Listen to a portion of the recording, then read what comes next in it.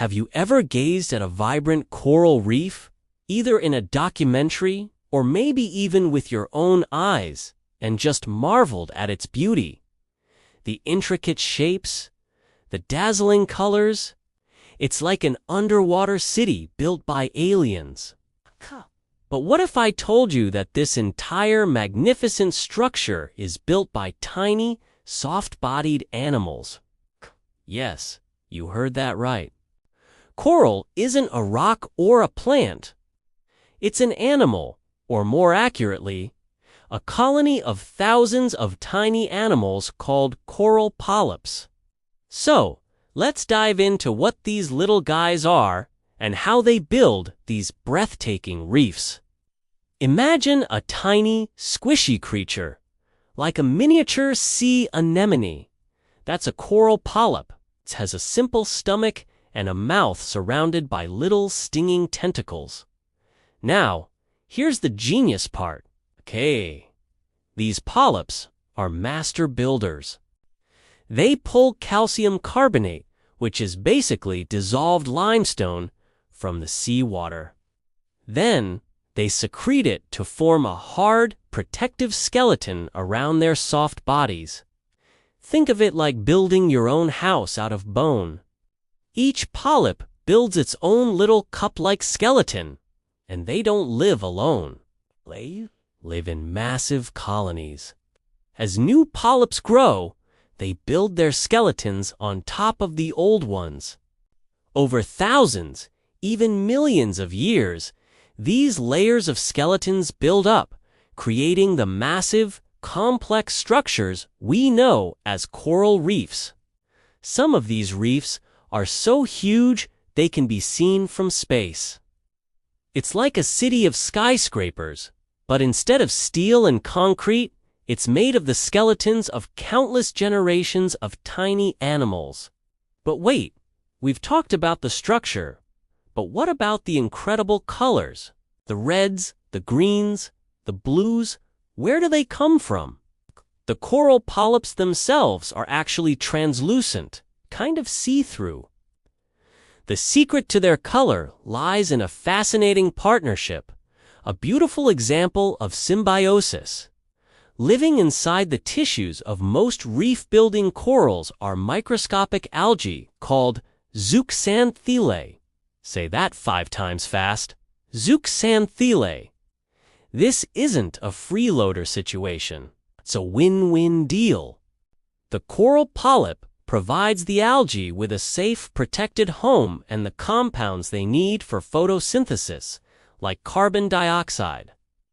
In return, the algae, through photosynthesis, produce oxygen and, more importantly, a huge amount of energy-rich food for the coral. In fact, these tiny algae can provide the coral with up to 90% of its food. They are the solar-powered snack machines for the coral polyps. And here's the kicker. These algae are what give corals their stunning colors. Different species of algae have different pigments, resulting in the spectacular spectrum of colors we see in a healthy reef. The color of a coral is basically the color of the billions of tiny algae living inside it. So, when you see a vibrant pink or a bright green coral, you're actually looking at the color of its microscopic algal roommates. It's a living painting, a biological masterpiece. This is also why you only find these colorful reefs in shallow, clear, tropical waters. Sansley needs sunlight to photosynthesize, just like plants on land. If the water is too deep or too murky, sunlight can't get through, the algae can't produce food, and the coral can't survive. It's a delicate balance that creates these underwater paradises in specific parts of our planet. Now, you might have heard about a worrying phenomenon called coral bleaching. What exactly is that? Remember that crucial partnership between the coral and the algae? Well, when corals get stressed, this relationship breaks down. Stress can be caused by a number of things, but the biggest culprit today is rising ocean temperatures due to climate change.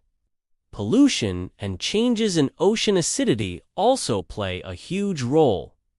When the water gets too warm, the corals get stressed out and they expel the colorful zooxanthellae from their tissues. It's like a landlord kicking out their tenants. Without the algae, the translucent coral polyps are left exposed. And you can see right through to their white, limestone-like skeleton underneath. This is why it's called bleaching. The coral turns bone white. A bleached coral is not dead, not yet. It's starving and vulnerable. If the water temperature returns to normal quickly, the corals can sometimes reabsorb algae and recover. But if the stress continues for too long, the corals will starve to death, leaving behind just their empty white skeletons. When this happens on a large scale, a vibrant, colorful reef full of life can become a barren, white graveyard. This is incredibly serious because coral reefs are more than just pretty underwater gardens. They are vital ecosystems, often called the rainforests of the sea. They support about 25% of all marine life. Despite covering less than 1% of the ocean floor, they provide food, shelter, and breeding grounds for countless fish and other marine creatures. They also protect our coastlines from storms and erosion, acting as natural breakwaters. Millions of people around the world depend on coral reefs for their food and livelihoods, from fishing to tourism. Losing our coral reefs would be a catastrophe, not just for the oceans, but for us as well.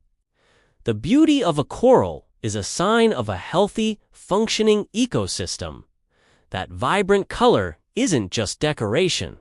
It's the color of life itself, a visual indicator of a thriving partnership that sustains an entire underwater world. So, the next time you see a picture of a stunning coral reef, remember the incredible story behind it.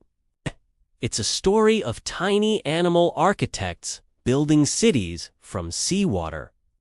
It's a story of a beautiful partnership between an animal and an alga, painting the ocean with a living rainbow.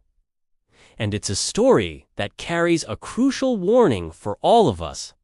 The beauty of coral is fragile, and it's up to us to protect these incredible wonders of the natural world for generations to come. What can we do? Reducing our carbon footprint is the biggest step we can take to combat climate change and rising ocean temperatures. Supporting sustainable tourism and responsible fishing practices also helps. And simply learning about and sharing this knowledge is powerful. The more people who understand and appreciate these amazing ecosystems, the more people will be inspired to protect them. From a tiny, squishy polyp to a sprawling, vibrant reef, the story of coral is one of the most fascinating tales our planet has to tell. It's a testament to the power of cooperation and the intricate beauty of life. Thanks for watching. If you found this journey into the world of coral interesting, don't forget to like, subscribe, and hit that notification bell for more deep dives into the wonders of our world. See you next time.